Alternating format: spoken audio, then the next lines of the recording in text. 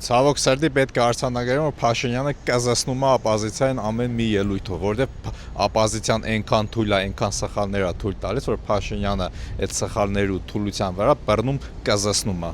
Ես այդ փաստը ցավոք եմ արձանագրում, բայց ճիշտը պետք է ասվի։ Ապոզիցիան ինքն է մեղավոր, որ Փաշինյանը հենց իրանց այս ձևի պուբլիշնիկ կզսնում է։ Եվ հիմա, հարգելի գործընկերներ, ամենահետաքրքիրն է նա, այս ընդդիմությունը, հարգելի ընդդիմությունը, այս ինչ լեգիտիմության թեմա է առաջ քաշում։ Ժողովուրդ ջան, լեգիտիմ չի։ Ասել եմ դեռ նախորդ գումարման խորհրդանի վերջում,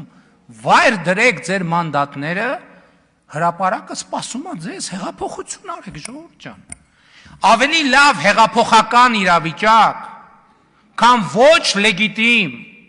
ընտրությունը, ոչ լեգիտիմ իշխանությունը չկա,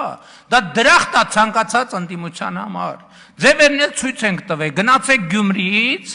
քայլելով կամ վազելով կամ այն մի ընդդիմությունը բանից էր գնաց, տարբեր կողմ, 4 կողմերից էին գնացել, չգիտեմ, նստեք են աթոռին, նստեք են, գնացեք հեղափոխություն արեք։ Այնա մի հատ պարզ հարց է տալիս, ասում է եթե մենք նիլեգիտիմ ենք, ապա հեղափոխություն արեք։ Խի հեղափոխություն չեք անում, բայց ոչ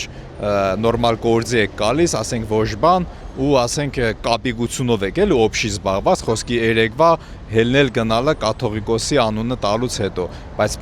հենց եղեռնուվերով Փաշինյանը բաներ խոսում ցեղասպանության, ամեն ինչ լավ էր, ասենց գլուխները կախ, ամբողջ ապոզիցիան լսում էր։ Փաշինյանը այսօրվա ելույթով շատ ճիշտ նկատառում արեց ամբողջ ընդդիմության, ասում է եթե նիլեգիտիմ ընտրություններ հեղափոխություն արեք ախպեր։ Չնայած ինքը գիտի որ ոչ ոք հեղափոխություն չի անում, ով փորձեց հեղափոխություն անել, Փաշինյանը դուջը կբռնի կձերբակալի։ Բայց